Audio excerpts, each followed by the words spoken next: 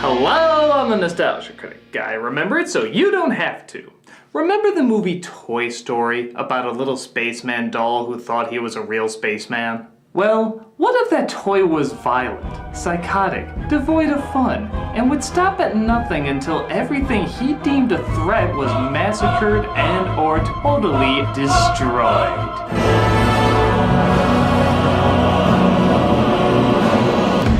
It'd be awesome! But instead we got small soldiers.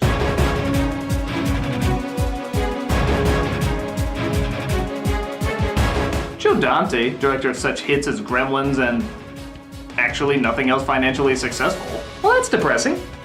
Returns to little creatures causing a riot throughout the town, except this time it's with toys. This was also one of the earliest films from then newcomer studio DreamWorks. And seeing how they have the habit of uglifying recent Disney hits, it only made sense to give Toy Story a shot. While by no means god-awful, it does make you wonder how a still creative idea from a creative director could get lost in a relatively forgettable script. I mean, I remember the Burger King ad more than I remember the movie it was based on. That rodeo burger, it was pretty tasty, huh? You can't handle the rodeo burger. BTW. Delicious! So, let's watch the film that couldn't live up to its fast food product. This is Small Soldiers. If you want an idea of how unfocused this movie is, just take a look at how confused even the logo appears to be. What? Are we supposed to look threatening or something? What are we doing? We open up with a business called Globotech, which spends most of its time making the same commentary RoboCop made, except for the Happy Meal demographic. Introducing advanced battlefield technology into consumer products for the whole family. So a military weapon maker, acted by Dennis Leary, is playing entrepreneur owning a variety of companies, which of course naturally includes a toy-making industry. Oh, don't look so shocked. I remember when Donald Trump tried to take over Mattel.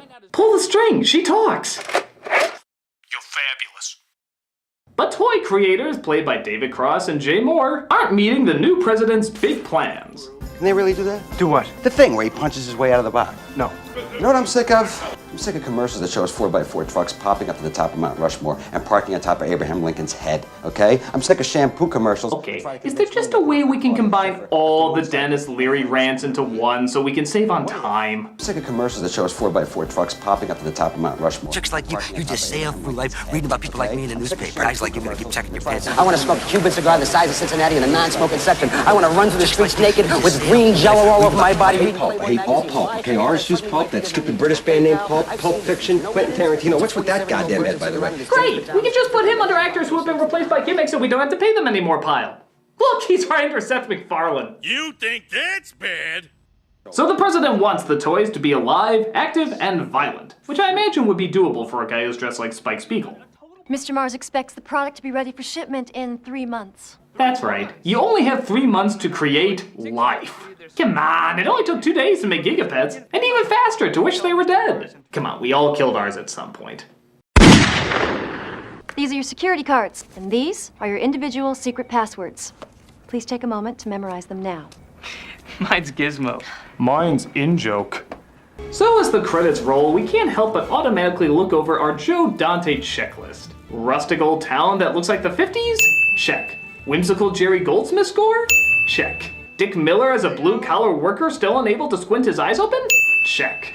Don't worry, kids, there's plenty more on the way! Yay!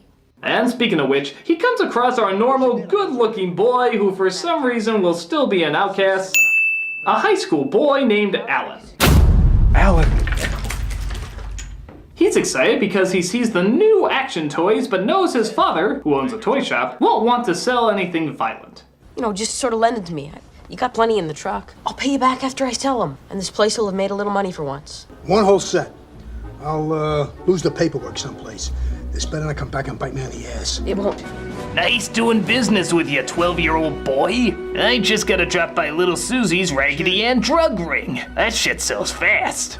Fortunately, somebody already has interest in the toys. Timmy and his older sister, Christy, played by an older than Interview with the Vampire but not old enough to be considered hot yet Kristen Dunst. Him, Major Chip Hazard, he's the one. How much are these? A lot. There's no way Mom and Dad are gonna buy you one of these. Yes, they will. Didn't you hear? It's a lot dollars. Look, I'll find it and hold it till tomorrow. He promises to hold on to it for her and then goes home to his room surrounded in... Wait, let me look at the checklist. Old sci-fi nostalgia. You can make a bingo game out of this guy.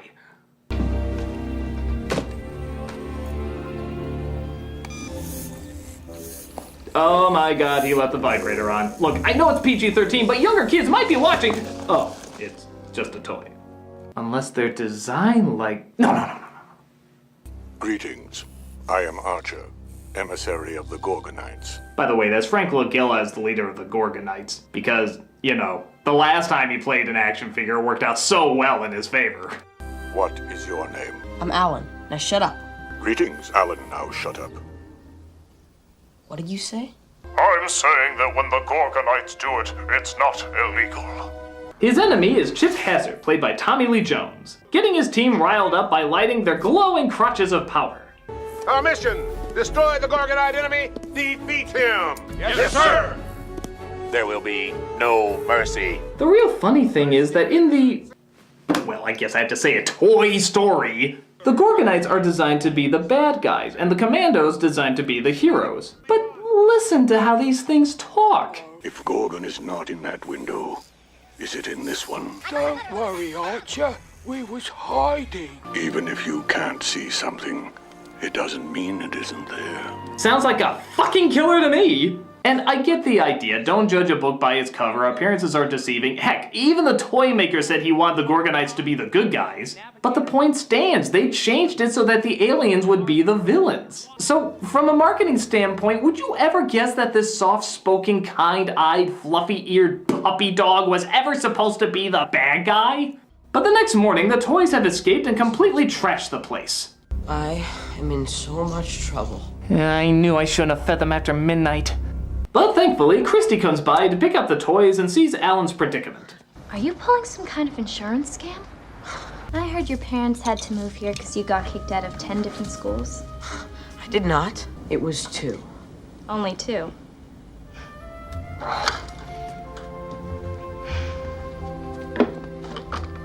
So, The music's indicating we should have a moment. you need some help? They clean up the place, but half the annoying parents from Transformers comes in to be, well, half the annoying parents from Transformers. And how do you explain this? I was dusting it and it fell over. Oh, you were dusting with what, a croquet mallet? Do I have to have your mom make a masturbation joke? Don't force me to have your mom make a masturbation joke! To make things worse, Alan also finds out that Christy has a boyfriend. Christy, what happened? I thought you were coming by practice today. Sorry, Brad. Something else came up. Hi, I'm good-looking you. I only have 3 lines in the whole movie, but you can just assume I'm a douche. Come on, you can cheer me on. Don't worry, Alan. If there's anything these movies teach us, it's that pity dating always wins. Prepare to fire the bazooka. Fire! Well, we might as well start this up. The scene's clearly ripping off Toy Story. We already got the toys who thought they were real. Now how about the dog chasing the toy, trying to hold on to something moving on the road? And to top it all off... It's a small world after all. Now, I don't think they technically said that in Toy Story, but it's Disney. I'm sure they snuck it in somewhere. Meanwhile, Globotech is busy pushing their new line. Thanks over 100 merchandise licensees for the next 2 months. For the next 2 months. You won't be able to turn Thank God the Rodeo Burger ad didn't have that in it. Burger King, we're fucking scary. These microprocessing chips, what do they do and where'd you get them from? They were designed for the Department of Defense. They figure out the chips that they put in those toys were actually munitions chips, which belong to a division, of course, headed by Joe Dante Chekhov number 6, Robert Picardo. Worked out better than you dreamed, didn't they? Actually, there was a little bit of a problem. Then it's with your software. I don't think there's a problem with the software, Ralph. Oh, you don't? He's always so good at saving a mundane product. You can just start every performance with, "Please state the cinematic emergency." Imagine a microchip. Imagine it can be used to instantly upgrade any system. Then, imagine it can learn.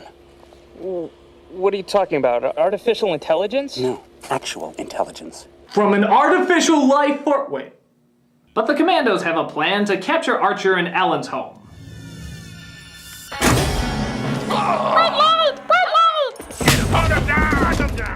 And this, of course, brings us to Joe Dante checkoff number 7.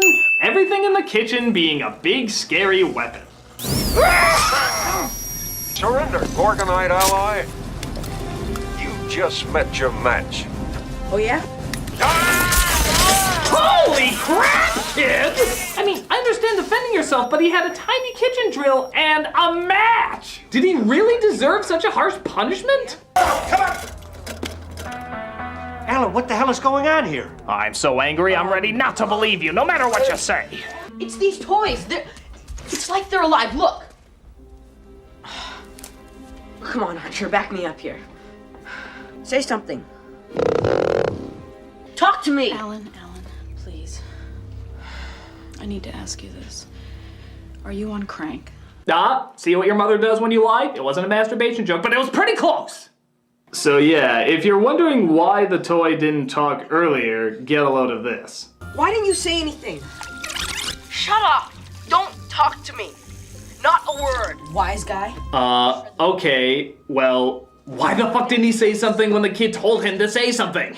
I must adhere to the lazy writing that conquered all 90s children's films. Oh, you mean like the annoying comedic sidekick? God damn it! What a dump. Maniac. Okay, hey, what are you, a kid or an oil painter? Hey, it's Steve Buscemi if he mixed meth with Red Bull. Hey. It's the Gorgonites. Oh, by the way, yes, you made Gremlins. Please stop reinforcing the idea that this movie is just Gremlins if they were toys. I mean, are we gonna have a scene where the goofy characters do goofy things that don't in any way evolve the plot, but they're gonna show it anyway because the kids always seem to like it? Why have you cut to it yet? You know it's coming. I quick impression for you now. Jimmy Cagney, top of the world, Ma! It looks so real, don't it? Yeah, I'm sure this one was already checked off as you knew it was gonna be in the movie even before it started. While we're at it, hello toys watching Ironic TV. There's nothing in windows. There's stuff outside them. What stuff? You know, outside. Trees. Christie's house. And beyond that? The mall. And beyond that? That's the highway. And beyond that? About 1 million acres of farm. And what's beyond Shut that? up! What are you working your way into a song? The commandos figure out that Ellen is attracted to Christy, so they manage to work their way into her home and plan on kidnapping her. They begin with her brother.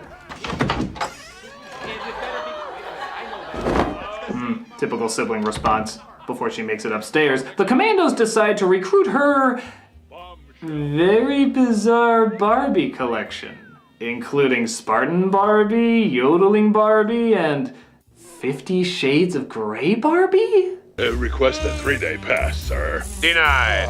Okay, not that the existence of these Barbies isn't awesomely awesome, but there are some pretty strange and specific outfits in here, especially that one.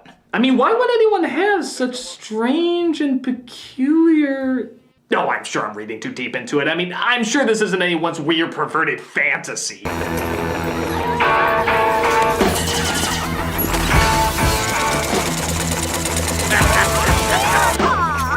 Don't hate me because I'm beautiful.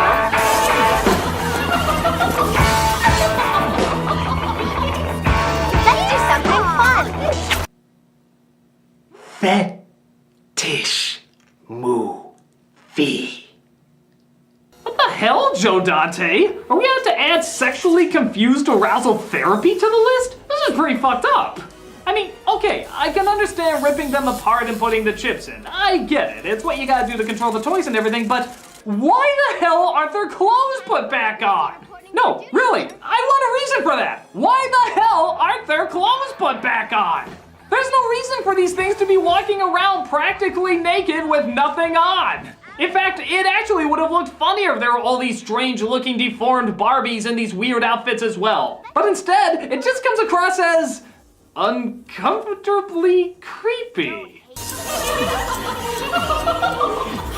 I'm sorry, I need a minute. I gotta research what the hell is wrong with this guy. We'll be back in a moment.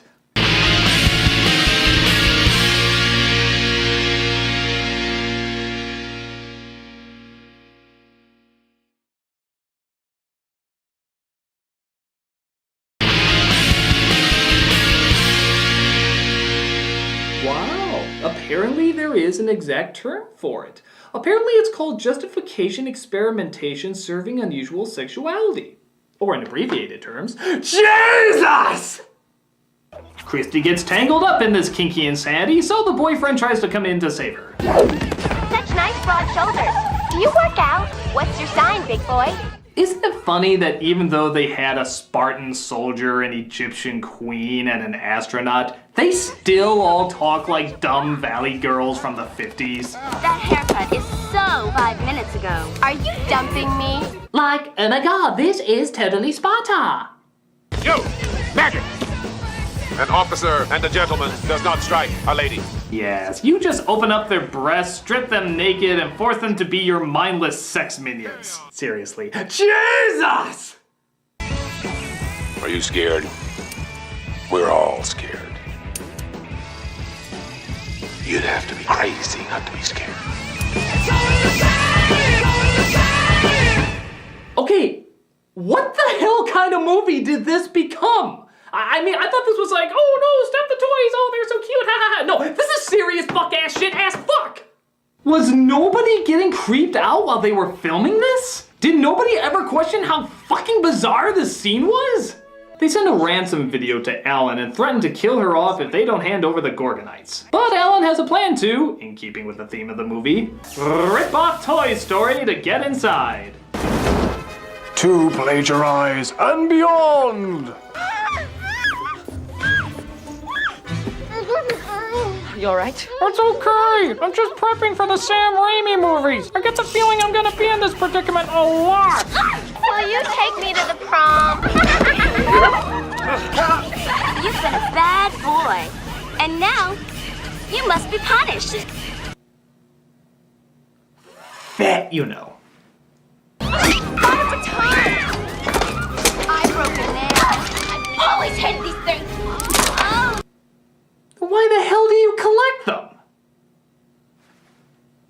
You rescued me. Anytime. Didn't you have a boyfriend? Yeah, but he ran away after being set on fire. What a wimp! I'll get the bike. Okay, you're kidnapped, then you're saving. You're afraid, then you're laughing. You have a girly room with a peace poster, but a solid black Led Zeppelin poster right next to it. Can you just pick an identity? Like Alan, who got kicked out of 2 schools and yet does absolutely nothing that would cause trouble. Be like him! So they have a great big chase, they finally outsmart them, and the commandos blow up in a fiery explosion, finally bringing this plastic mess to a close. They're toast.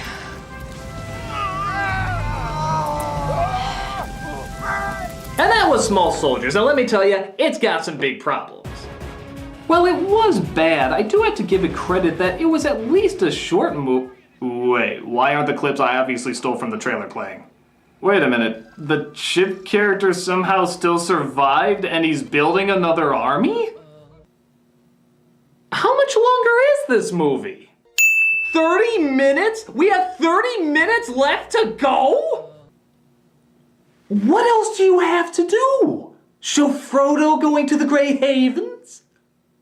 No, apparently the kids have to explain to their parents how, of course, the toys were alive. One of those parents played by Phil Hartman. Don't worry, honey. We'll get you the best deprogrammer money can buy. You may remember me from such family bit parts as Kiki's Delivery Service, Pee-wee's Playhouse, and the eternal classic Jingle All the Way. He says that toy is alive just because it can move a little? What's next? The blue fairy drops by with a talking cricket? Oh great, now they're stealing from AI. They finally see that the dolls are alive and even get a visit from the toy makers. But Chip gets a whole truckload of other soldiers, and apparently not even one of them being another Chip doll, because, you know, that'd be funny.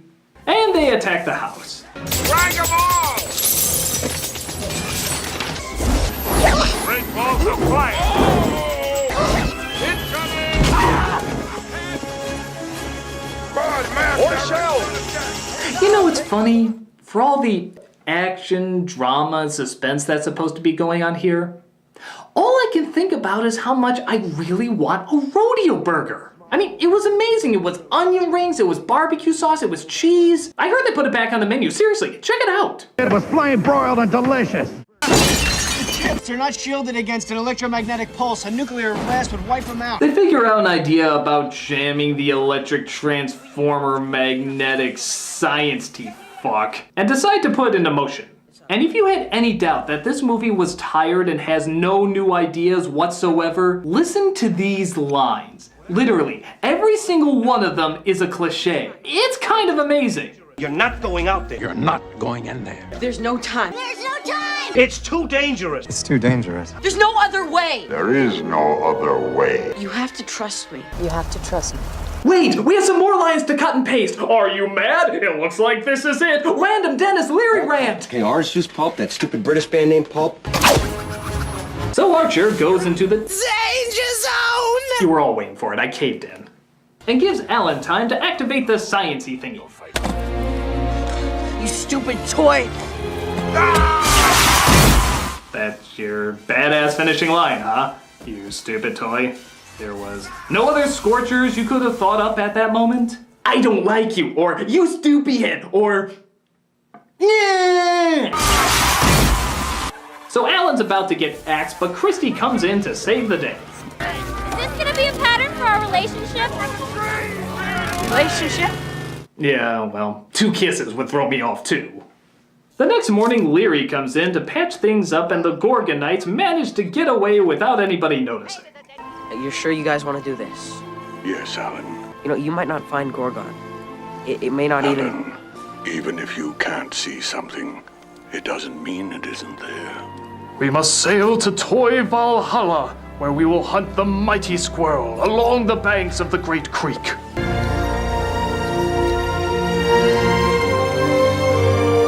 And what's the finishing line this movie goes out on? I don't know, we stole it from every other popular movie in existence. Let's just steal from Titanic. I hope we don't hit an iceberg. High note. You went out on a high note. Or was it an incredibly dated and lame note? Either way, it's not very good.